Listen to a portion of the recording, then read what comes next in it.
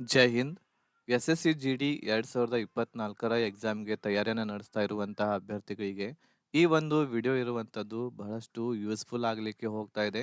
ಇದರಲ್ಲಿ ನಾವು ಹಿಂದಿನ 5 ವರ್ಷದ ಎಲ್ಲ ಶಿಫ್ಟ್ಗಳ ಕ್ವಶನ್ ಪೇಪರನ್ನು ಅನಲೈಸ್ ಮಾಡಿಕೊಂಡು ಯಾವ ಟಾಪಿಕ್ಗಳಿಂದ ಪ್ರಶ್ನೆಗಳು ಬರುತ್ತಿವೆ ಅನ್ನೋದನ್ನು ಈ ಒಂದು ವಿಡಿಯೋದಲ್ಲಿ ನಾನು ನಿಮಗೆ ತಿಳಿಸಿಕೊಡ್ತಾ ಇದ್ದೇನೆ. ಸೊ ಇದರಲ್ಲಿ ಟೋಟಲ್ ಆಗಿ ನಿಮಗೆ 4 ವಿಷಯಗಳು ಬರ್ತವೆ. ಅದರಲ್ಲಿ GK ಇರುತ್ತೆ, ಅದೇ ರೀತಿ ಮ್ಯಾಥ್ಸ್ ಇರ್ತೈತಿ, ರೀಸನಿಂಗು, ಅದ್ರ ಜೊತೆಗೆ ಒಂದು ಲ್ಯಾಂಗ್ವೇಜ್ ಅನ್ನ ನೀವು ಚೂಸ್ ಮಾಡಬೇಕಾಗುತ್ತೆ, ಇಂಗ್ಲಿಷ್ ಅಥವಾ ಹಿಂದಿ ಅಂತೇಳಿ. ಸೊ ಪ್ರತಿಯೊಂದು ವಿಷಯದಲ್ಲಿ ನಿಮಗೆ 20 ಕ್ವಶನ್ಸ್ಗಳು ಬರ್ತಾ ಇದ್ದಾವೆ. ಅಂತಂದ್ರೆ ಟೋಟಲ್ ಆಗಿ 80 ಕ್ವಶನ್ಸ್ಗಳು ಇದರಲ್ಲಿ ನೋಡ್ಲಿಕ್ಕೆ ಸಿಗ್ತಾ ಇದ್ದಾವೆ. ಒಂದು ಪ್ರಶ್ನೆಗೆ 2 ಅಂಕಗಳು ಇರುವುದರಿಂದ ಟೋಟಲ್ ಆಗಿ 160 ಮಾರ್ಕ್ಸ್ಗಳು ಇದರಲ್ಲಿ ನಿಮಗೆ ಬರ್ತಾ ಇದ್ದಾವೆ. ಸೊ ಈ ಸಲ ಎಕ್ಸಾಮ್ ಇರುವಂಥದ್ದು SSC GD ಫೆಬ್ರವರಿ ಮತ್ತು ಮಾರ್ಚ್ ತಿಂಗಳಲ್ಲಿ ನಡೆಯುವ ಒಂದು ಕಾರಣದಿಂದ ಕನ್ನಡ ಭಾಷೆಯಲ್ಲಿಯೂ ಕೂಡ ಈ SSC GD ಎಕ್ಸಾಮ್ ಇರ್ತಕ್ಕಂಥದ್ದು ನಡೀತಾ ಇದೆ. ಸೊ ಹಾಗಾಗಿ ನಿಮ್ಮ ತಯಾರಿಯನ್ನ ನಡೆಸಲಿಕ್ಕೆ ಒಂದು ಒಳ್ಳೆಯ ಒಂದು ಕಾಲಾವಕಾಶ ಇದು. ಆಮೇಲೆ ಯಾವ ಟಾಪಿಕ್ಸ್ಗಳಿಂದ ಪ್ರಶ್ನೆಗಳು ಬರ್ತಾ ಇದಾವೆ ಅವುಗಳನ್ನ ನೋಡಿಕೊಂಡು ನೀವು ನಿಮ್ಮ ತಯಾರನ್ನ ಒಂದು ಒಳ್ಳೆಯ ರೀತಿಯಿಂದ ನಡೆಸಬಹುದು. ಈ ಸಲ GD ಆಗಲೇಬೇಕು ಅನ್ನುವಂತಹ ಅಭ್ಯರ್ಥಿಗಳು. ಸೊ ಯಾವ ರೀತಿ ಔಟ್ ಆಫ್ ಔಟ್ ತಗೋಬೇಕು ಅದನ್ನು ಕೂಡ ಈ ಒಂದು ವಿಡಿಯೋದಲ್ಲಿ ತಿಳಿಸಿಕೊಡ್ತಾ ಇದೆ. ಅದರ ಜೊತೆಗೆ ಈ ಎಲ್ಲ ಟಾಪಿಕ್ಸ್ಗಳು ಇದರಲ್ಲಿ ಏನು ನಾವು ಹೇಳ್ತಾ ಇದ್ದೀವಿ, GKದಲ್ಲಿ ಯಾವ ಟಾಪಿಕ್ಸ್ಗಳು ಓದ್ಕೋಬೇಕು, ಮ್ಯಾಥ್ಸ್ದಲ್ಲಿ, ರೀಸನಿಂಗ್ದಲ್ಲಿ, ಇಂಗ್ಲೀಷ್ದಲ್ಲಿ, ಹಿಂದಿದಲ್ಲಿ ಯಾವೆಲ್ಲ ಟಾಪಿಕ್ಸ್ಗಳನ್ನ ಓದ್ಕೋಬೇಕು ನೀವು ಇಂಪಾರ್ಟೆಂಟ್ ಇರ್ತಕ್ಕಂಥದ್ದು ಈ ವಿಡಿಯೋದಲ್ಲಿ ಚರ್ಚೆಯನ್ನು ಮಾಡ್ತಾ ಹೋಗೋಣ.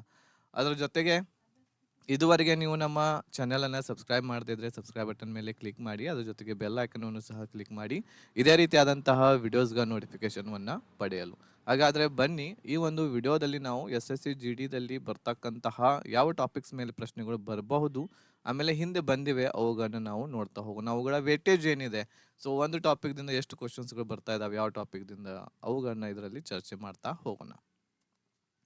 ಮೊಟ್ಟ ಮೊದಲನೇದಾಗಿ ನಾವು GK GS ಇದು ಬಹಳ ಇಂಪಾರ್ಟೆಂಟ್ ಇರ್ತಕ್ಕಂಥದ್ದು ಆಗಿದೆ. ಯಾಕಂತಂದ್ರೆ ಬಹಳಷ್ಟು ದೊಡ್ಡದಾಗಿರ್ತಕ್ಕಂತಹ ಟಾಪಿಕ್ ಸಬ್ಜೆಕ್ಟ್ ಇರೋದರಿಂದ ಯಾವ ರೀತಿ ಇರ್ತಕ್ಕಂಥದ್ದು ಕ್ವಶನ್ಸ್ಗಳು ಬರ್ತಾ ಇದಾವೆ. GK GSದಲ್ಲಿ ಮೊಟ್ಟ ಮೊದಲನೇದಾಗಿ ನಾವು ಜಿಯೋಗ್ರಫಿದಲ್ಲಿ ನಾವು ನೋಡೋದಾದ್ರೆ 3 ರಿಂದ 5 ಕ್ವಶನ್ಸ್ಗಳು ನಮಗೆ ನೋಡ್ಲಿಕ್ಕೆ ಸಿಗ್ತಾ ಇದಾವೆ. ಅವುಗಳು ಟಾಪಿಕ್ಸ್ಗಳು ಯಾವ್ಯಾವ ಇದಾವೆ ಅಂತಂದ್ರೆ ಮಾನ್ಸೂನ್ ಬಗ್ಗೆ ಇದೆ, ಆಮೇಲೆ ನೀರು, ಆಮೇಲೆ ಗಾಳಿ, ಅಗ್ರಿಕಲ್ಚರ್ ಬೇಸಾಯದ ಬಗ್ಗೆ ಇರಬಹುದು, ಆಮೇಲೆ ಅಕ್ಷಾಂಶ ರೇಖಾಂಶಗಳ ಬಗ್ಗೆ ಕೇಳ್ತಾ ಇದ್ದಾರೆ, ಇಂಟರ್ನ್ಯಾಷನಲ್ ಬೌಂಡ್ರೀಸ್ಗಳ ಬಗ್ಗೆ ಕೇಳ್ತಾ ಇದ್ದಾರೆ. ಅಂತಂದ್ರೆ ಅಂತಾರಾಷ್ಟ್ರೀಯ ಏನು ಸೀಮೆ ರೇಖೆಗಳಿದಾವೆ ಅವುಗಳ ಬಗ್ಗೆ. ಅದಾದ್ಮೇಲೆ ಅಂತಾರಾಷ್ಟ್ರೀಯ ಬೌಂಡ್ರೀಸ್ಗಳನ್ನು ಕೂಡ ಇದೆ. ಅದ್ರ ಜೊತೆಗೆ ಇಂಡಿಯನ್ ಬೌಂಡ್ರಿ ಇರ್ತಕ್ಕಂಥದ್ದು ಯಾವ ದೇಶಗಳ ಜೊತೆಗೆ ಹಂಚ್ಕೊಂಡಿದೆ ಸೀಮೆ, ಅದನ್ನು ಕೂಡ ಇದರಲ್ಲಿ ಕೇಳ್ತಾ ಇದ್ದಾರೆ. ಅದರ ಜೊತೆಗೆ ರಿವರ್ಸ್ಗಳು, ನದಿಗಳಾಗಿರ್ಬಹುದು, ಬೆಟ್ಟ ಪರ್ವತಗಳು, ಆಮೇಲೆ ಮಣ್ಣು, ಅದ್ರ ಜೊತೆಗೆ ಲೇಕ್ಸ್ಗಳಾಗಿರ್ಬಹುದು, ಡ್ಯಾಮ್ಗಳಾಗಿರ್ಬಹುದು, ಅಣೆಕಟ್ಟು, ಆಮೇಲೆ ಜಲಪಾತಗಳಾಗಿರ್ಬಹುದು, ವಾಟರ್ ಫಾಲ್ಸ್, ಪಾಸಸ್ಗಳು, ಟ್ರೈಬಲ್ ಏರಿಯಾಸ್ಗಳು ಇರ್ತಕ್ಕಂಥದ್ದು ಅದ್ರ ಬಗ್ಗೆ ಕೇಳ್ತಾರೆ. ಅಲ್ಲಿಯ ಜನಾಂಗದ ಬಗ್ಗೆ, ಜನಗಣತಿಯ ಬಗ್ಗೆ ಇರ್ತಕ್ಕಂಥದ್ದು ಇರುತ್ತೆ, 2011 ಜನಗಣತಿ. ಆಮೇಲೆ ರಿಪೋರ್ಟ್ಸ್ಗಳು ಬರ್ತಾ ಇದ್ದಾವೆ. ಅದರಲ್ಲಿ ನಮ್ಮ ಭಾರತದ ರ್ಯಾಂಕ್ ಇರ್ತಕ್ಕಂಥದ್ದು, ಇಂಡಿಯಾದ ರ್ಯಾಂಕ್ ಇರ್ತಕ್ಕಂಥದ್ದು ಎಷ್ಟಿರುತ್ತೆ ಅನ್ನೋದನ್ನ ಕೇಳ್ತಾರೆ.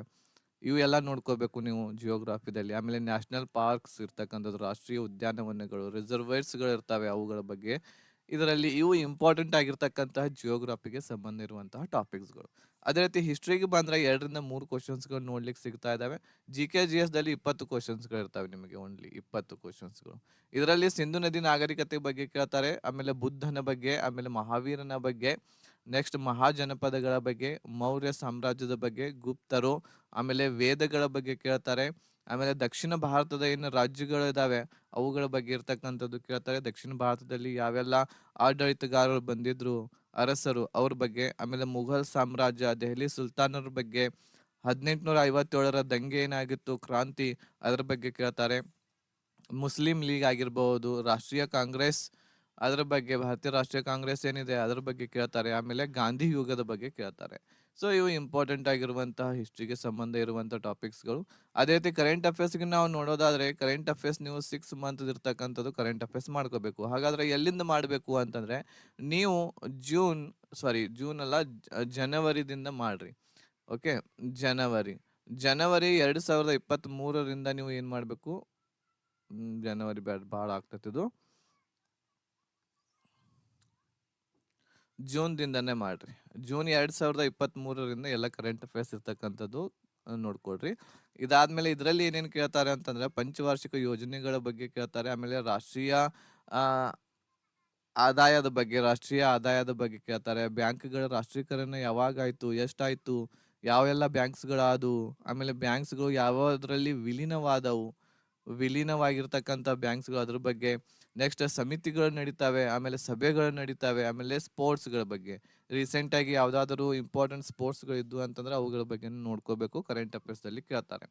ಪಾಲಿಟಿದಲ್ಲಿ ಸಂವಿಧಾನದಲ್ಲಿ 3-4 ಕ್ವೆಷನ್ಸ್‌ಗಳು ನೋಡ್ಲಿಕ್ಕೆ ಸಿಗ್ತಾ ಇದಾವೆ ನಮಗೆ.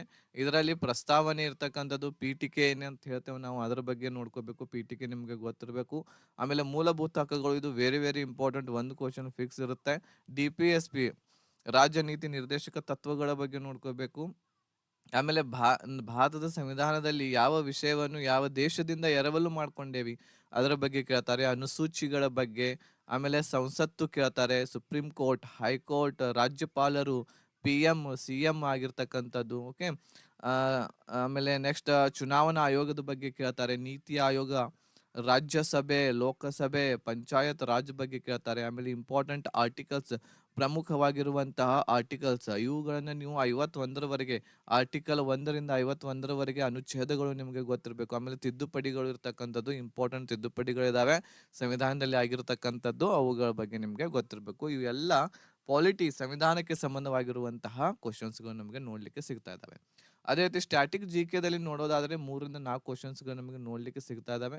ಅದರಲ್ಲಿ ಮ್ಯೂಸಿಕ್ ಇನ್ಸ್ಟ್ರೂಮೆಂಟ್ಸ್ ಅಂತಂದ್ರೆ ಸಂಗೀತದ ವಾದ್ಯಯಂತ್ರಗಳು ಏನಿರ್ತವೆ ಅವುಗಳ ಹೆಸರುಗಳು, ಆಮೇಲೆ ಅದ್ರ ಜೊತೆಗೆ ಅವು ಅವು ಆ ವಾದ್ಯಗಳು ಯಾವ ಒಂದು ಪರ್ಸನ್ಸ್ಗಳಿಗೆ ರಿಲೇಟ್ ಆಗ್ಯಾವೆ ಅವುಗಳ ಬಗ್ಗೆ ಕೇಳ್ತಾರೆ. ಶಾಸ್ತ್ರೀಯ ನೃತ್ಯಗಳ ಬಗ್ಗೆ ಕೇಳ್ತಾರೆ. ಆಮೇಲೆ ಫೋಕ್ ಡ್ಯಾನ್ಸಸ್ಗಳು ಏನಿರ್ತವೆ ಅವುಗಳ ಬಗ್ಗೆ ಕೇಳ್ತಾರೆ. ಸ್ಥಳೀಯವಾಗಿರುವಂತಹ ನೃತ್ಯಗಳು, ಅವುಗಳ ಬಗ್ಗೆ ಯಾವ ರಾಜ್ಯಕ್ಕೆ ಸಂಬಂಧಿಸಿದವ ಅಂಥೇಳಿ. ಆಮೇಲೆ ಶಾಸ್ತ್ರೀಯ ಸಂಗೀತಗಾರರು ಕೇಳ್ತಾರೆ. ಆಮೇಲೆ ಸಂಗೀತದ ಮನೆತನಗಳ ಬಗ್ಗೆ ಇರ್ತಕ್ಕಂಥದ್ದು ಕೇಳ್ತಾರೆ. ಯಾವ ವ್ಯಕ್ತಿ ಯಾವ ಸಂಗೀತ ಮನೆತನಕ್ಕೆ ಸೇರಿದ್ದಾರೆ ಅಂತೇಳಿ. ಆಮೇಲೆ ಈಗ ಇಂಪಾರ್ಟೆಂಟ್, ಈಗ ರೀಸೆಂಟ್ಲಿ ಇರುವಂಥ ಬುಕ್ಸ್ಗಳು, ಇಂಪಾರ್ಟೆಂಟ್ ಚರ್ಚಿತವಾಗಿರುವಂಥ ಬುಕ್ಸ್ಗಳು ಇರ್ತವೆ ಅವುಗಳ ಬಗ್ಗೆ ಕೇಳ್ತಾರೆ. ಅದ್ರ ಜೊತೆಗೆ ಭಾರತ ಮತ್ತು ವಿಶ್ವದ ಪ್ರಮುಖವಾಗಿರತಕ್ಕಂತಹ ಸಂಘಗಳ ಬಗ್ಗೆ ಕೇಳ್ತಾರೆ. ಅದ್ರ ಜೊತೆಗೆ ವಿಶ್ವಸಂಸ್ಥೆ ಆಗಿರ್ಬಹುದು, ಇಂಪಾರ್ಟೆಂಟ್ ಡೇಸ್, ಪ್ರಮುಖವಾಗಿರ್ತಕ್ಕಂಥ ದಿನಗಳ ಆಚರಣೆ ಕೇಳ್ತಾರೆ. ಫೆಸ್ಟಿವಲ್ಸ್ಗಳು, ಉತ್ಸವಗಳ ಬಗ್ಗೆ. ಆಮೇಲೆ ನೆಕ್ಸ್ಟ್ ಟೆಂಪಲ್ಸ್ಗಳ ಬಗ್ಗೆನೂ ಕೂಡ ಏನ್ ಮಾಡ್ತಾರೆ ಕೇಳ್ತಾರೆ, ದೇವಾಲಯಗಳು. ಆಮೇಲೆ ಸೈನ್ಸ್ದಲ್ಲಿ ನೋಡೋದಾದ್ರೆ 1-2 ಕ್ವಶನ್ಸ್ಗಳು ನೋಡ್ಲಿಕ್ಕೆ ಸಿಗ್ತಾ ಇದಾವೆ. ಆಮೇಲೆ ಇನ್ವೆನ್ಷನ್ಸ್ಗಳು, ಏನಾದರೂ ಪ್ರಮುಖವಾಗಿರ್ತಕ್ಕಂತಹ ಕಂಡು ಹಿಡಿದಿರ್ತಕ್ಕಂತಹ ಇರ್ತೈತಿ ಅವುಗಳ ಬಗ್ಗೆ ಕೇಳ್ತಾರೆ. ಆಮೇಲೆ ಯೂನಿಟ್ಸ್, ಘಟಕಗಳ ಬಗ್ಗೆ ಕೇಳ್ತಾರೆ.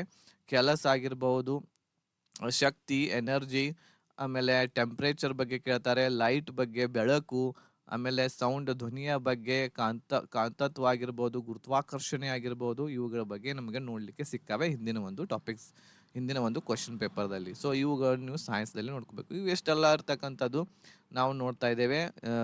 GKದಲ್ಲಿ ಬರ್ತಕ್ಕಂತಹ ಎಲ್ಲ ಕ್ವಶನ್ಸ್ಗಳು ಈ ಟಾಪಿಕ್ಸ್ ಮೇಲೆ ಬರ್ತವೆ. ಇದಾದ್ಮೇಲೆ ನೆಕ್ಸ್ಟ್ ರೀಸನಿಂಗ್ದಲ್ಲಿ ನೋಡೋದಾದ್ರೆ ಯಾವ ರೀತಿ ನಾವು ಓದ್ಕೋಬೇಕು. ಇಂಪಾರ್ಟೆಂಟ್ ಟಾಪಿಕ್ಸ್ 13 ಇದಾವೆ. ಈ 13 ಟಾಪಿಕ್ಸ್ಗಳನ್ನ ಮಾಡಿದ್ರೆ ಸಾಕು, ನೀವು 20ರಲ್ಲಿ ಮಿನಿಮಮ್ 19 ಗ್ಯಾರಂಟಿ ತಗೋತೀರಿ ನೀವು. ಓಕೆ. ಇದರಲ್ಲಿ ಡಿಕೋಡಿಂಗ್ದಿಂದ 2 ಕ್ವಶನ್ಸ್ಗಳು, ಕ್ಲಾಸಿಫಿಕೇಶನ್ದಿಂದ 1, ಅನಾಲಜಿದಿಂದ 3 ಕ್ವಶನ್ಸ್ಗಳು, ಲೆಟರ್ ಸೀರೀಸ್ದಿಂದ 2, ನಂಬರ್ ಸೀರೀಸ್ದಿಂದ 2 ಕ್ವಶನ್ಸ್ಗಳು, ಮ್ಯಾಥಮೆಟಿಕಲ್ ಆಪರೇಷನ್ದಿಂದ 2 ಕ್ವಶನ್, ಸ್ಲಾಗಿಸಮ್ದಿಂದ 1 ಕ್ವಶನ್, ಸಿಟ್ಟಿಂಗ್ ಅರೇಂಜ್ಮೆಂಟ್ದಿಂದ 2 ಕ್ವಶನ್, ಡೈಸ್ದಿಂದ 1 ಕ್ವಶನ್ ಬರ್ತಾ ಇದೆ. ಮಿರರ್ ಅಥವಾ ವಾಟರ್ ಇಮೇಜ್ ಎರಡರಲ್ಲಿ 1 ಕೇಳ್ತಾರೆ, 1 ಪ್ರಶ್ನೆ ಬರುತ್ತೆ. ಎಂಬೆಡೆಡ್ ಫಿಗರ್ ಅಂತಂದ್ರೆ ಯಾವ ಒಂದು ಆಕೃತಿ ಕೆಳಗಿನವುಗಳಲ್ಲಿ ಅಡಗಿದೆ ಅಂತ ಕೇಳ್ತಾರೆ, ಈ ರೀತಿ 1 ಪ್ರಶ್ನೆ. ಆಮೇಲೆ ಕಂಪ್ಲೀಟ್ ದ ಫಿಗರ್ ಅಂತಂದ್ರೆ ಈ ಆಕೃತಿಯನ್ನ ಪೂರ್ಣ ಮಾಡಿ ಅಂತ 1 ಕೇಳ್ತಾರೆ, 1 ಪ್ರಶ್ನೆ. ಆಮೇಲೆ ಪೇಪರ್ ಕಟ್ಟಿಂಗ್ ಮತ್ತು ಫೋಲ್ಡಿಂಗ್ ದಿಂದ 1 ಕ್ವಶನ್ ಬರ್ತಾ ಇದೆ. ಈ ರೀತಿ ಇರುವಂತದ್ದು ರೀಸನಿಂಗ್ ದಲ್ಲಿಯೂ ಕೂಡ 20 ಕ್ವಶನ್ಸ್ಗಳು ನಮಗೆ ಈ 13 ಟಾಪಿಕ್ಸ್ ದಿಂದ ಕೇಳ್ತಾ ಇದ್ದಾರೆ. ಇದಾದ್ಮೇಲೆ ಮ್ಯಾಥ್ಸ್ ದಲ್ಲಿ ನೋಡೋದಾದ್ರೆ ಪರ್ಸೆಂಟೇಜ್ ದಲ್ಲಿ ನಮಗೆ 3-4 ಕ್ವಶನ್ಸ್ಗಳು ನೋಡ್ರಿ, ಇವು ಎಷ್ಟಿದೆ, 3-4 ಪ್ರಶ್ನೆ ಬರ್ತಾ ಇದಾವೆ. ಪ್ರಾಫಿಟ್ ಮತ್ತು ಲಾಸ್, ಲಾಭ ಮತ್ತು ನಷ್ಟದಿಂದ 3-4 ಪ್ರಶ್ನೆ, ಡಿಸ್ಕೌಂಟ್ ದಿಂದ 2-3 ಪ್ರಶ್ನೆ, ರಿಯಾಯಿತಿ. ಆಮೇಲೆ ಟೈಮ್, ಸ್ಪೀಡ್ ಅಂಡ್ ಡಿಸ್ಟೆನ್ಸ್ ದಿಂದ 3-4 ಪ್ರಶ್ನೆ, ಟೈಮ್ ಅಂಡ್ ವರ್ಕ್ ದಿಂದ 2-3 ಪ್ರಶ್ನೆ, ರೇಷಿಯೋದಿಂದ 2-3 ಪ್ರಶ್ನೆ, ಮೆನ್ಶುರೇಷನ್ ದಿಂದ 2-3 ಪ್ರಶ್ನೆಗಳು ಬರ್ತಾ ಇದಾವೆ. ಅವರೇಜ್ ದಿಂದ, ಸರಾಸರಿದಿಂದ 1-2, ಆಮೇಲೆ ಸಿಐ ಮತ್ತು ಎಸ್ಐ ದಿಂದ ಚಕ್ರ ಬಡ್ಡಿ ಮತ್ತು ಸರಳ ಬಡ್ಡಿದಿಂದ 1 ರಿಂದ 2 ಪ್ರಶ್ನೆ ಬರ್ತಾ ಇದಾವೆ. ಲಸಾ ಮಸಾದಿಂದ 1 ರಿಂದ 2 ಪ್ರಶ್ನೆಗಳು, ನಂಬರ್ ಸಿಸ್ಟಮ್ ದಿಂದ 1 ರಿಂದ 2 ಪ್ರಶ್ನೆ, ಮಿಕ್ಸ್ಚರ್ ಅಂಡ್ ಅಲಿಗೇಷನ್ ದಿಂದ 1 ರಿಂದ 2 ಪ್ರಶ್ನೆಗಳು, ಸಿಂಪ್ಲಿಫಿಕೇಶನ್ ಸರಳೀಕರಣದಿಂದ 1 ರಿಂದ 2 ಪ್ರಶ್ನೆ, ಬೋಟ್ ಅಂಡ್ ಸ್ಟ್ರೀಮ್ ದಿಂದ 1 ಪ್ರಶ್ನೆ, ಪೈಪ್ ಅಂಡ್ ಸಿಸ್ಟರ್ ದಿಂದ 1 ಪ್ರಶ್ನೆ ಬರ್ತಾ ಇದೆ. ಇವು ಇಂಪಾರ್ಟೆಂಟ್ ಆಗಿರ್ತಕ್ಕಂತಹ ಮ್ಯಾಥ್ಸ್ ಅಲ್ಲಿ ಇವುಗಳ ಎಲ್ಲ ಸ್ಕ್ರೀನ್ ಶಾಟ್ ಅನ್ನ ತೆಗೆದುಕೊಡ್ರಿ, ಒಂದ್ ಕಡೆ ಬರ್ಕೊಡ್ರಿ ಎಲ್ಲ ಟಾಪಿಕ್ಸ್ ಗಳನ್ನ, ಅವುಗಳನ್ನ ಚೆನ್ನಾಗಿ ನೋಡ್ಕೊಂಡ್ರೆ ಸಾಕು. ಇದ್ರ ನೋಡ್ರಿ ನಿಮ್ದು ಸೆಲೆಕ್ಷನ್ ಈ ಸಲ GD ದಲ್ಲಿ ನಿಮ್ದು ಸೆಲೆಕ್ಷನ್ ಆಗಬೇಕು ಅಂತಂದ್ರೆ ನೀವು ಸ್ಟ್ರಾಂಗ್ ಮಾಡ್ಬೇಕಾಗಿರ್ತಕ್ಕಂಥದ್ದು ಏನು ಅಂತಂದ್ರೆ ಇಂಗ್ಲಿಷ್ ಅಥವಾ ಹಿಂದಿ.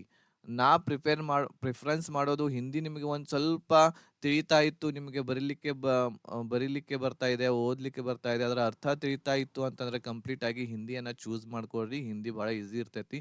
ಆಮೇಲೆ ಅದ್ರ ಜೊತೆಗೆ ಹಿಂದಿ ಯಾರು ಬರಂಗಿಲ್ಲ ಅವ್ರು ಇಂಗ್ಲಿಷ್ನೇ ತಗೋಬೇಕಾಗತ್ತೆ.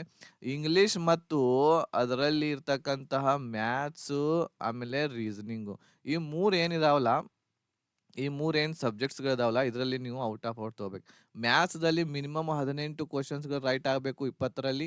ರೀಸನಿಂಗ್ದಲ್ಲಿ 20ರಲ್ಲಿ 19 ಕ್ವಶನ್ಸ್ಗಳು ರೈಟ್ ಆಗಬೇಕು. ಆಮೇಲೆ ಹಿಂದಿ ತೊಗೊಂಡ್ರೆ ಅಂತಂದ್ರೆ ನೀವು ಏನು ಮಾಡಬಹುದು, 20ರಲ್ಲಿ ಮಿನಿಮಮ್ 18ರವರೆಗೆ ಅಂತೂ ತೊಗೋಬಹುದು. ಆದರೆ ಇಂಗ್ಲೀಷ್ದಲ್ಲಿ ಗ್ಯಾರಂಟಿ ಇರಂಗಿಲ್ಲ, ಯಾಕಂತಂದ್ರೆ ಬಹಳ ವಾಸ್ಟ್ ಸಬ್ಜೆಕ್ಟ್ ಇರೋದರಿಂದ. ಸೊ ಇಷ್ಟು ನೀವು ಈ 3 ವಿಷಯಗಳಲ್ಲಿ ತೊಗೊಂಡ್ರಂತಂದ್ರೆ ಆಮೇಲೆ GK GS ದಲ್ಲಿ ಅದು ಎಷ್ಟು ಓದಿದ್ರು ಕಡಿಮೆನೇ ಐತಿ. ಇದರಲ್ಲಿ ನೀವು 15ರವರೆಗೆ ತೊಗೊಂಡ್ರೆ ಸಾಕಾಗ್ತೈತಿ. 20ರಲ್ಲಿ 15 ತೊಗೊಂಡ್ರೆ ನೀವು ಸಾಕಾಗ್ತೈತಿ. ಹಾಗಾಗಿ ನಿಮ್ಮ ಸೆಲೆಕ್ಷನ್ ಗ್ಯಾರಂಟಿ ಫಸ್ಟ್ ಲಿಸ್ಟ್ ಒಳಗನ ಟಾಪ್ದೊಳಗೆ ನಿಮ್ಮ ಹೆಸರು ಇರ್ತಕ್ಕಂಥದ್ದು ಬರ್ತಾ ಇದೆ.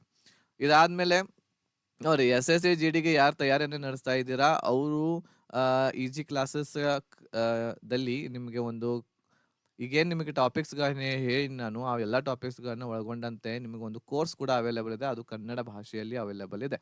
ಸೊ ಕ್ರಾಂತಿವೀರ ಬ್ಯಾಚ್ ಅಂತ ಸ್ಟಾರ್ಟ್ ಆಗಿದೆ. ಸೊ ಈ ಬ್ಯಾಚ್ಗೆ ಸೇರ್ಕೋಬೇಕು ಅಂತಂದ್ರೆ ನೀವು ಸೇರ್ಕೋಬಹುದು. ಇದರಲ್ಲಿ ನಿಮಗೆ ಕಂಪ್ಲೀಟ್ ಪ್ರಿಪರೇಷನ್ ಇರ್ತಕ್ಕಂಥದ್ದು ಮಾಡಿಸಲಾಗುವುದು. ಇದರಲ್ಲಿ ನಿಮಗೆ GK GS ಅದ ಎಲ್ಲ ಟಾಪಿಕ್ಸು, ಇಂಗ್ಲೀಷು, ಮ್ಯಾಥ್ಸು, ರೀಸನಿಂಗು. ಆಮೇಲೆ ಇದರಲ್ಲಿ ಇನ್ನೂ ಕೂಡ ನಾವು ಹಿಂದಿ ಇರ್ತಕ್ಕಂಥದ್ದು ಇನ್ನೂ ಆ್ಯಡ್ ಮಾಡಿಲ್ಲ. ಹಿಂದಿ ಇರ್ತಕ್ಕಂಥದ್ದು ಸಬ್ಜೆಕ್ಟ್ ಬೇಗನೆ ಈ ಒಂದು ಬ್ಯಾಚ್ದಲ್ಲಿ ಆ್ಯಡ್ ಮಾಡ್ತೇವೆ. ಸೊ ಆ ಹಿಂದಿನೂ ಕೂಡ ನೀವು ಏನು ಮಾಡಬಹುದು, ಲರ್ನ್ ಅಂದರೆ ಕಲಿಬಹುದು ಈ ಒಂದು ಬ್ಯಾಚ್ದಲ್ಲಿ. ಸೊ ಈ ಬ್ಯಾಚ್ಗೆ ಸೇರ್ಕೊಳ್ಳಲು ನೀವು ನಮ್ಮ ಈಜಿ ಕ್ಲಾಸಸ್ ಕರ್ನಾಟಕ ಆ್ಯಪ್ ಅಂತ ಏನಿದೆ, ಆ ಆ್ಯಪನ್ನು ಡೌನ್ಲೋಡ್ ಮಾಡಿಕೊಂಡು ನೀವು ಈ ಕೋರ್ಸ್ಗೆ ಜಾಯ್ನ್ ಆಗ್ಬೋದು. ಆ್ಯಪ್ದ ಲಿಂಕ್ ಇರುವಂಥದ್ದು ಈ ವಿಡಿಯೋದ ಡಿಸ್ಕ್ರಿಪ್ಷನ್ ಬಾಕ್ಸಲ್ಲಿ ಕೆಳಗಡೆ ನೀಡುತ್ತೇನೆ. ಅಲ್ಲಿ ಹೋಗಿ ನೀವು ಆ್ಯಪನ್ನು ಡೌನ್ಲೋಡ್ ಮಾಡ್ಕೊಳ್ರಿ. ಈ ಕ್ರಾಂತಿವೀರ ಬ್ಯಾಚ್ SSC GD 2024 ಬ್ಯಾಚ್ಗೆ ಸೇರ್ಕೊಳ್ರಿ. ಇದು 2500ದ ಒಂದು ಕಂಪ್ಲೀಟ್ ಪ್ಯಾಕೇಜ್ ಇದೆ. ಆದರೆ ನಿಮಗೆ ಆಫರ್ ಫೀಸ್ದಲ್ಲಿ 1499ಗೆ ಮಾತ್ರ ಈಗ ಕೊಡ್ತಾ ಇದ್ದೇವೆ, ಆಫರ್ ಫೀಸ್ ಇರೋದರಿಂದ. ಸೊ ಬೇಗನೆ ಇರ್ತಕ್ಕಂಥದ್ದು ಜಾಯ್ನ್ ಆಗಿ, ಈ ಒಂದು ಫೀಸ್ ಹೆಚ್ಚಾಗೋಕ್ಕಿಂತ ಮುಂಚೆ ಬೇಗನೆ ಇರುವಂಥದ್ದು ನೀವು ಜಾಯ್ನ್ ಆಗ್ಬೋದು. ಈಗ ನೆಕ್ಸ್ಟ್ ಇರುವಂಥದ್ದು ಇಂಗ್ಲೀಷ್ದಲ್ಲಿ ನಾವು ನೋಡೋದಾದ್ರೆ, ಇಂಗ್ಲೀಷ್ದಲ್ಲಿ ನಾವು ಏನೆಲ್ಲ ಓದಬೇಕು, ಇದರಲ್ಲಿ ನಾವು ಬಹಳಷ್ಟು ಇಂಪಾರ್ಟೆನ್ಸ್ ಕೊಡಬೇಕಾಗಿರುವಂಥದ್ದು ವೊಕ್ಯಾಬುಲರಿಗೆ ಕೊಡಬೇಕಾಗ್ತೈತಿ. ವೊಕ್ಯಾಬುಲರಿದಲ್ಲಿ ಎರರ್ಸ್ದಿಂದ 2ರಿಂದ 3ರಿಂದ 4 ಕ್ವಶನ್ಸ್ಗಳನ್ನು ನಮಗೆ ನೋಡ್ಲಿಕ್ಕೆ ಸಿಗ್ತಾ ಇದ್ದಾವೆ. ಆಮೇಲೆ ಸಿನಾನಿಮ್ ಎಂಟಾನಿಮ್ಸ್ದಿಂದ 3 ಕ್ವಶನ್ಸ್ಗಳು ಬರ್ತಾ ಇದ್ದಾವೆ. ಒನ್ ವರ್ಡ್ ಸಬ್ಸ್ಟಿಟ್ಯೂಷನ್ದಲ್ಲಿ 1ರಿಂದ 2 ಕ್ವಶನ್ಸ್ಗಳು ಬರ್ತವೆ. ಸ್ಪೆಲ್ಲಿಂಗ್ದಲ್ಲಿ ನಮಗೆ ಸ್ಪೆಲ್ಲಿಂಗ್ ಎರರ್ಸ್ಗಳು ಇರ್ತವೆ, ಅದರಿಂದ 1ರಿಂದ 2 ಕ್ವಶನ್ಸ್ಗಳು. ಕ್ಲೋಸ್ ಟೆಸ್ಟ್ದಿಂದ 5 ಪ್ರಶ್ನೆಗಳು ಕಂಪಲ್ಸರಿನೇ ಬರ್ತಾ ಇದ್ದಾವೆ. ಫಿಲ್ಲರ್ಸ್ದಲ್ಲಿ 1ರಿಂದ 2 ಪ್ರಶ್ನೆ ಬರ್ತಾ ಇದ್ದಾವೆ. ಸೆಂಟೆನ್ಸ್ ಇಂಪ್ರೂವ್ಮೆಂಟ್ದಿಂದ 2 ಕ್ವಶನ್ಸ್ಗಳು. ಇವು ಇಂಪಾರ್ಟೆಂಟ್ ಆಗಿರ್ತಕ್ಕಂತಹ ಇಂಗ್ಲೀಷ್ದಲ್ಲಿ ಇಷ್ಟು ನೀವು ಮಾಡಿದರೆ ಒಂದು ಮಾಡಬಹುದು. ಒಂದು 15ರಿಂದ 16ವರೆಗೆ ಕ್ವಶನ್ಸ್ಗಳನ್ನ ನೀವು ಕರೆಕ್ಟಾಗಿ ಮಾಡ್ಬೋದು. ಆದರೆ ಇಲ್ಲಿ ಮುಖ್ಯವಾಗಿ ನೀವು ಫೋಕಸ್ ಮಾಡಬೇಕಾಗಿರ್ತಕ್ಕಂಥದ್ದು ವೊಕ್ಯಾಬುಲರಿಗೆ. ಹಾಗಾಗಿ ಒಂದು ಸ್ವಲ್ಪ ವೊಕ್ಯಾಬುಲರಿ ನಿಮ್ಮದು ಸ್ಟ್ರಾಂಗ್ ಮಾಡ್ಕೋಬೇಕಾಗುತ್ತೆ. ಇದಾದಮೇಲೆ ಹಿಂದಿಯನ್ನು ತೆಗೆದುಕೊಳ್ಳುವಂಥ ಅಭ್ಯರ್ಥಿಗಳಿಗೆ, ಸೊ ಇಲ್ಲಿ ನಾನು ಎಲ್ಲ ಟಾಪಿಕ್ಸ್ಗಳನ್ನ ಹೇಳ್ತೇನೆ. ಹಿಂದಿದಲ್ಲಿ ಮೊಟ್ಟ ಮೊದಲನೇದಾಗಿ ಪರ್ಯಾಯವಾಚಿ ಅಂತ ಹೇಳಿ ಬರುತ್ತೆ, ಅದರಿಂದ 1ರಿಂದ 2 ಕ್ವಶನ್ಸ್ಗಳು. ಆಮೇಲೆ ವಿಲೋಮ ಶಬ್ದಗಳು 1ರಿಂದ 2 ಪ್ರಶ್ನೆ. ಆಮೇಲೆ ಮುಹಾವರೆ ಮತ್ತು ಲೋಕೋಕ್ತಿ ಅಂತ ಹೇಳಿ ಬರ್ತೈತಿ, 2ರಿಂದ 3 ಪ್ರಶ್ನೆ. ಆಮೇಲೆ ವರ್ತನಿ ಅಂತ ಹೇಳಿ ಬರುತ್ತೆ, 1ರಿಂದ 2 ಪ್ರಶ್ನೆ. ಆಮೇಲೆ ಶಬ್ದ ಯುಗ್ಮ, ಅದರಿಂದ 2 ಪ್ರಶ್ನೆಗಳು. ಆಮೇಲೆ ಸಂಜ್ಞಾ ಅಂತ ಹೇಳಿ ಬರ್ತೈತಿ, ನೌನ್. ಆಮೇಲೆ ಸರ್ವನಾಮ ಆಗಿರ್ಬೋದು, ಕ್ರಿಯಾ ವಿಶೇಷಣ, ಅವ್ಯಯಗಳು, ಅದರಿಂದ 1ರಿಂದ 2 ಪ್ರಶ್ನೆಗಳು ಬರ್ತಾ ಇದಾವೆ, ಎಲ್ಲ ಕೂಡಿಸ್ಕೊಂಡು. ಆಮೇಲೆ ವಾಕ್ಯಾಂಶ ಕೇಲಿಯೇ ಏಕ್ ಶಬ್ದ ಅಂತಂದ್ರೆ 1 ವರ್ಡ್ ಸಬ್ಸ್ಟಿಟ್ಯೂಷನ್ ಅಂತ ಏನು ಹೇಳ್ತೇವಲ್ಲ ನಾವು ಇಂಗ್ಲೀಷ್ದಲ್ಲಿ, ಅದೇ ರೀತಿ ಹಿಂದಿದಲ್ಲಿ ಇರ್ತೈತಿ. 2ರಿಂದ 3 ಪ್ರಶ್ನೆ ಬರ್ತವೆ. ವಾಕ್ಯ ತೃತಿ ಇರ್ತಕ್ಕಂಥದ್ದು ಎರರ್ಸ್ದಿಂದ 1ರಿಂದ 2 ಪ್ರಶ್ನೆ. ಆಮೇಲೆ ರಿಕ್ತ ಸ್ಥಾನ ಫಿಲ್ಲರ್ಸ್ ಅಂತಂದ್ರೆ ಬಿಟ್ಟ ಸ್ಥಳ ತುಂಬುವುದು, 2ರಿಂದ 3 ಪ್ರಶ್ನೆ. ವಾಕ್ಯ ಶುದ್ಧ ಶುದ್ಧಿ ಅಂತಂದ್ರೆ ವಾಕ್ಯವನ್ನ ಶುದ್ಧವಾಗಿ ಮಾಡೋದು. ತಪ್ಪಾಗಿ ವಾಕ್ಯ ಕೊಟ್ಟಿರ್ತಾರೆ ಅದನ್ನ ಸರಿಯಾಗಿ ವಾಕ್ಯವನ್ನ ಮಾಡೋದು. ಅದರಿಂದ 1ರಿಂದ 2 ಪ್ರಶ್ನೆ. ಆಮೇಲೆ ವಾಚ್ಯದಿಂದ 1ರಿಂದ 2 ಪ್ರಶ್ನೆ. ಆಮೇಲೆ ರೇಖಾಂಕಿತ ಶಬ್ದಗಳಿರ್ತಾವೆ ಅವುಗಳಿಂದ 1ರಿಂದ 2 ಪ್ರಶ್ನೆ. ಅಂತಂದ್ರೆ ಒಂದು ವಾಕ್ಯ ಕೊಟ್ಟಿರ್ತಾರೆ ಅದರೊಳಗೆ ಅಂಡರ್‌ಲೈನ್ ಇರ್ತಕ್ಕಂಥದ್ದು ಒಂದು ಶಬ್ದಕ್ಕೆ ಮಾಡಿ ಅದರದ ಏನಾದ್ರು ಅವರು ಪ್ರಶ್ನೆಯನ್ನ ಕೇಳಬಹುದು. ಆಮೇಲೆ ಗದ್ಯಾಂಶ ಇರ್ತೈತಿ ಅಂತಂದ್ರೆ ಯಾವ ರೀತಿ ನಮ್ಮಲ್ಲಿ ಇಂಗ್ಲೀಷ್‌ದಲ್ಲಿ ಕ್ಲೋಸ್ ಟೆಸ್ಟ್ ಇರ್ತೈತಿ ಅದೇ ರೀತಿ ಗದ್ಯಾಂಶ ಇರ್ತೈತಿ. 5 ಪ್ರಶ್ನೆ ಇದರಲ್ಲಿ ಹಿಂದಿದಲ್ಲಿ ಬರ್ತವೆ. ಸೊ ಇವು ಇಂಪಾರ್ಟೆಂಟ್ ಆಗಿರ್ತಕ್ಕಂತಹ ಜಿಕೆ, ಜಿಎಸ್ ಆಗಿರಬಹುದು, ಆಮೇಲೆ ಇಂಗ್ಲೀಷು ಅಥವಾ ಹಿಂದಿ ಆಗಿರಬಹುದು, ಆಮೇಲೆ ಮ್ಯಾಥ್ಸ್, ರೀಸನಿಂಗ್ ಈ 4 ವಿಷಯಗಳಲ್ಲಿ ನಾನು ನಿಮಗೆ ಇಂಪಾರ್ಟೆಂಟ್ ಆಗಿರುವಂತಹ ಎಲ್ಲ ಟಾಪಿಕ್ಸ್‌ಗಳನ್ನ ಹೇಳಿದೆ ನಾನು. ಸೊ ಈ ಎಲ್ಲ ಟಾಪಿಕ್ಸ್‌ಗಳನ್ನ ಒಳ್ಳೆಯ ರೀತಿಯಿಂದ ಏನು ಮಾಡಬಹುದು ನೀವು ಇದರಲ್ಲಿ ಪ್ರಿಪ್ರೇಷನ್ ಇರ್ತಕ್ಕಂಥದ್ದು ಮಾಡ್ಬೋದು. ಅದೇ ರೀತಿ ನೀವು ಈಜಿ ಕ್ಲಾಸಸ್ ಕರ್ನಾಟಕ ಆ್ಯಪನ್ನು ಡೌನ್ಲೋಡ್ ಮಾಡಿಕೊಂಡು ಇವೆಲ್ಲ ಟಾಪಿಕ್ಸ್‌ಗಳು ನಿಮಗೆ ಸಿಗ್ತಾ ಇದ್ದಾವೆ ಈಜಿ ಕ್ಲಾಸಸ್ ದಲ್ಲಿರುವಂತಹ SSC GD ಬ್ಯಾಚ್ ಕ್ರಾಂತಿವೀರ ಬ್ಯಾಚ್‌ದಲ್ಲಿ. ಸೊ ಓನ್ಲಿ 1499ಗೆ ಈಗ ಆಫರ್ ಪ್ರೈಸಲ್ಲಿ ಕೊಡ್ತಾ ಇದ್ದೇವೆ. ಬೇಗನೆ ಇರ್ತಕ್ಕಂಥದ್ದು ಜಾಯಿನ್ ಆಗ್ರಿ. ಆಮೇಲೆ ಇರ್ತಕ್ಕಂಥದ್ದು 2500ಗೆ ಇದು ಜಂಪ್ ಆಗಲಿಕ್ಕೆ ಆಗುವುದಿದೆ. ಅದರ ಸಲುವಾಗಿ ಬೇಗನೆ ಇರ್ತಕ್ಕಂಥದ್ದು ನೀವು ಜಾಯಿನ್ ಆಗ್ಬೋದು. ಇದರಲ್ಲಿ ನಿಮಗೆ ಈ ಒಂದು ಬ್ಯಾಚ್‌ದಲ್ಲಿ ಕನ್ನಡ ಭಾಷೆಯಲ್ಲಿ ನಿಮಗೆ ಜಿಕೆ ಆಗಿರಬಹುದು, ಅದ್ರ ಜೊತೆಗೆ ಮ್ಯಾಥ್ಸ್, ರೀಸನಿಂಗ್ ಇವೆಲ್ಲವೂ ಇರ್ತಕ್ಕಂಥದ್ದು ಕನ್ನಡದಲ್ಲಿರ್ತವೆ. ಆಮೇಲೆ ಇಂಗ್ಲೀಷ್ ಎಕ್ಸ್‌ಪ್ಲನೇಷನ್ ಇರ್ತೈತಿ. ಹಿಂದಿದಲ್ಲಿ ಹಿಂದಿ ಇರುತ್ತೆ ಅದು ಕೂಡ ಎಕ್ಸ್‌ಪ್ಲನೇಷನ್ ಇರ್ತಕ್ಕಂಥದ್ದು ಕನ್ನಡದಲ್ಲಿ ಇರ್ತೈತಿ. ಇಂಗ್ಲೀಷ್ ಇರ್ತಕ್ಕಂಥದ್ದು ಇಂಗ್ಲೀಷ್‌ದಲ್ಲಿರುವಂಥದ್ದು ಅದು ಕನ್ನಡದಲ್ಲಿ ಎಕ್ಸ್‌ಪ್ಲನೇಷನ್. ಹಿಂದಿದಲ್ಲಿ ಇರುವಂಥದ್ದು ಅದು ಕೂಡ ಕನ್ನಡದಲ್ಲಿ ಎಕ್ಸ್‌ಪ್ಲನೇಷನ್ ಇರ್ತಕ್ಕಂಥದ್ದು ನಿಮಗೆ ಸಿಗ್ತಾ ಇದೆ. ಸೊ ಇದನ್ನ ನೀವು ಏನು ಮಾಡಬಹುದು ಈ ಬ್ಯಾಚ್‌ಗೆ ಸೇರ್ಕೋಬಹುದು. ಆ್ಯಪನ್ನು ಡೌನ್ಲೋಡ್ ಮಾಡಿಕೊಂಡು ಬೇಗನೆ ಇರ್ತಕ್ಕಂಥದ್ದು ಜಾಯಿನ್ ಆಗಿ. ಅದ್ರ ಜೊತೆಗೆ ಈ ಒಂದು ಮಾಹಿತಿ ನಿಮಗೆ ಇಷ್ಟ ಆಗಿತ್ತು ಅಂತಂದ್ರೆ ಲೈಕ್ ಮಾಡಿ, ಶೇರ್ ಮಾಡಿ, ನಿಮ್ಮ ಎಲ್ಲ ಫ್ರೆಂಡ್ಸ್‌ಗಳಿಗೆ ತಿಳಿಸಿ ಅಂತ ಹೇಳ್ತಾ ಈ ವಿಡಿಯೋವನ್ನ ಇಲ್ಲಿಗೆ ಮುಗಿಸ್ತಾ ಇದ್ದೀನಿ.